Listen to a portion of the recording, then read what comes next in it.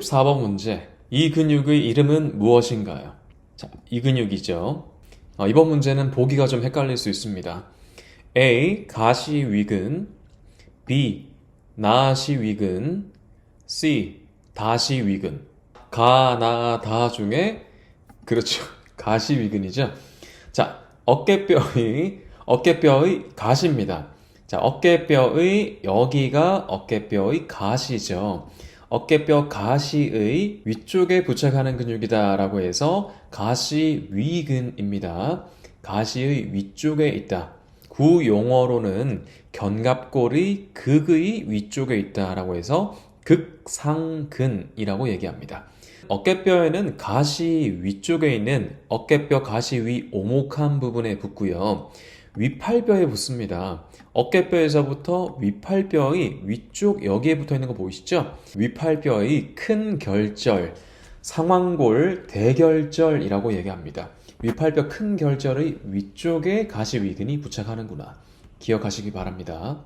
자, 그러면 이 가시위근은 위팔뼈와 어깨뼈에 붙어 있으니 이 근육의 길이가 짧아지거나 늘어남으로 인해서 위팔뼈 혹은 어깨뼈의 움직임 그리고 체형에 영향을 줄 수 있겠죠? 15번 문제. 이 동작은 무엇일까요? 자, 팔을 안쪽에서부터 바깥쪽을 향해 움직이고 있습니다. 안쪽에서 바깥쪽을 향해 움직이는 이런 동작을 뭐라고 할까요? A. 어깨관절 모음, B. 어깨관절 벌림. 정답은 어깨관절 벌림입니다. 자, 체형 분석 용어의 약속입니다. 몸의 중심으로부터 옆으로 멀어지는 쪽으로 움직이는 것은 벌림이라고 얘기합니다. 팔을 이렇게도 벌릴 수 있고 앞으로도 벌릴 수 있고 뒤로도 벌릴 수 있고 이렇게 생각할 수 있잖아요. 일상적인 용어에서는 모두 다 맞는 말들입니다. 앞으로 벌리기, 옆으로 벌리기, 뒤로 벌리기. 하지만 체형 분석 용어, 체형 분석 공부와 체형 분석을 할 때는 우리끼리 팔의 몸통의 중심에서부터 더 멀어지는 방향으로 움직이는 것을 벌림이라고 이야기하자라고 약속되어져 있습니다. 오늘 처음 보셨다면 저와 함께 약속하고 가시기 바랍니다. 팔을 몸통에서부터 옆으로 벌리는 것을 벌림입니다. 한번 따라해 보세요. 어깨관절 벌림. Listen and repeat. 어깨관절 벌림. 16번 어깨관절 벌림하면 가시위근의 길이는 어떻게 될까요? 자, 지금 이 사람이 팔을 몸통에서부터 더 먼 쪽 방향으로 움직이고 있네요. 이것은 어깨관절의 벌림입니다. 자, 지금 이 사람처럼 어깨관절 벌림하게 되면 여기도 마찬가지 벌림하고 있는 게 보이시죠? 팔이 수직으로 내려와 있지 않고 옆으로 이동되어 있습니다. 팔을 어깨관절을 벌림한 것입니다. 벌림했을 때 가시위근의 길이는 변하지 않는다.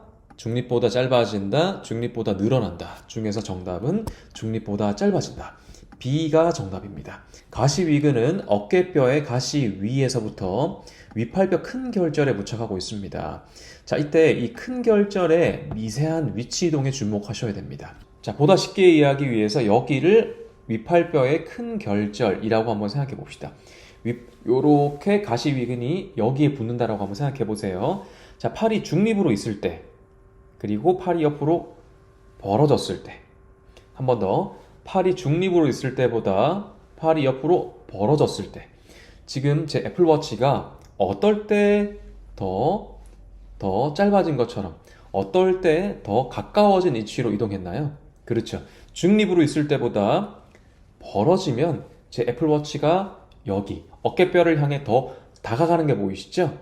더 다가갔다는 얘기는 길이가 더 늘어났다는 얘기입니까? 짧아졌다는 얘기입니까? 요렇게 멀어져야지 길이가 더 늘어난 것이고 이렇게 가까워지면 길이는 더 짧아진 것이 되는 것이죠. 자, 똑같습니다. 여기 가시위근은요. 팔이 수직으로 내려와 있는 중립 상태보다 옆으로 벌어지게 되면 미세하지만 길이가 짧아진 상태가 되는 것입니다. 어깨관절 벌림하면 가시위근의 길이는 짧아진다. 기억하십시오. 어깨관절 벌림하면 가시위근의 길이는 짧아진다. 17번입니다. 이 사람의 어깨관절 체형은 무엇일까요? A. 어깨관절 중립 체형, B. 어깨관절 모음 체형, C. 어깨관절 벌림 체형. 자, 뭘까요? 어깨관절의 뒷모습을 보고 있습니다. 뒤에서 봤을 때 어깨관절이 벌림, 중립, 모음 그 중에 어떤 거냐? 자, 팔이 옆으로 벌어져 있는 게 보이시죠? 팔이 옆으로 벌어지면 어깨관절 벌림 되는 것입니다. 하지만 보다 정확하게 분석하시려면 요 선 보이시죠? 어깨뼈의 체형 분석 드로잉을 할 수 있으셔야 됩니다.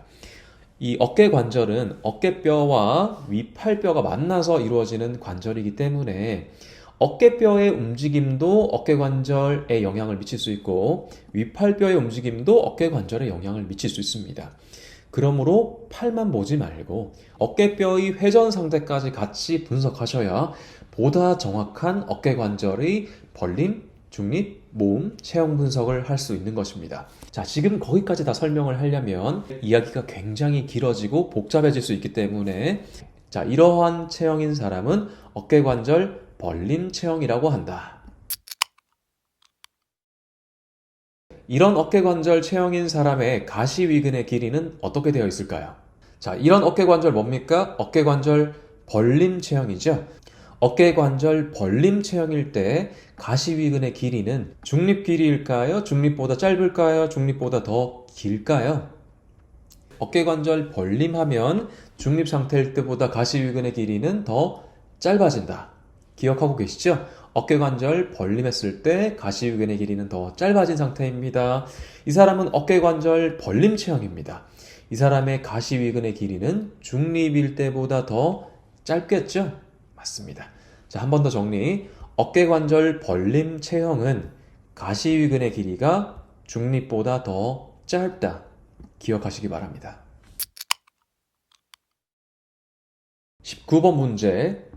위 사람이, 자, 이 사람 뭐죠? 어깨관절 벌림 체형인 사람이죠? 자, 이 어깨관절 벌림 체형인 사람이 이러한 운동을 반복하면 어떻게 될까요? 자, 이 운동 뭡니까? lateral raise네요. 팔을 옆으로 벌리는 lateral raise죠. 옆으로 벌림 운동입니다. 벌림 운동. 자, 이 벌리는 운동을 반복하게 되면 어떻게 될까요? A. 어깨 기능 향상에 도움이 된다. B. 견갑대 안정성이 증가한다. C. 어깨관절 불균형이 더욱 심해진다. 정답은 어깨의 기능이 개선되려면, 기능이 더 향상되려면 어깨관절 주변 조직들의 경직이 심해야 되나요? 경직이 최소화되어야 되나요? 경직이 최소화되어야 되겠죠? 경직이 최소화되려면 어깨관절은 벌림이 아니라 중립이어야 되겠죠. 그러면 어깨 기능 향상을 시키려면 이 사람의 어깨관절을 중립으로 만들어야 되는 것입니다. 벌림되어 있는 어깨관절이 중립으로 되려면 팔을 모으기 운동을 해야 될까요? 벌리기 운동을 해야 될까요?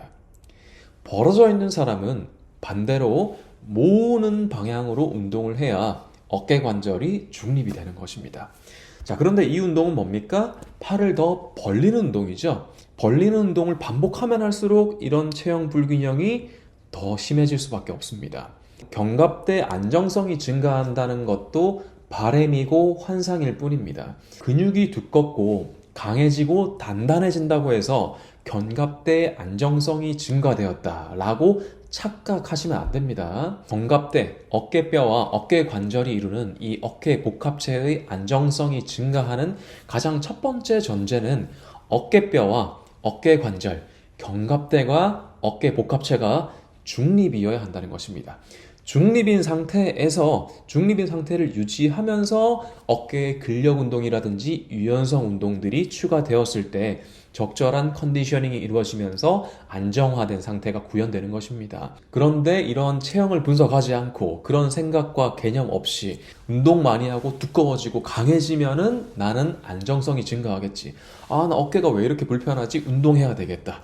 어깨가 왜 이렇게 뻐근하지? 운동해야 되겠다. 더 강해져야 돼. 더 강화시켜야 돼. 이게 펑셔널 트레이닝이라고 배웠어. 계속 운동하자.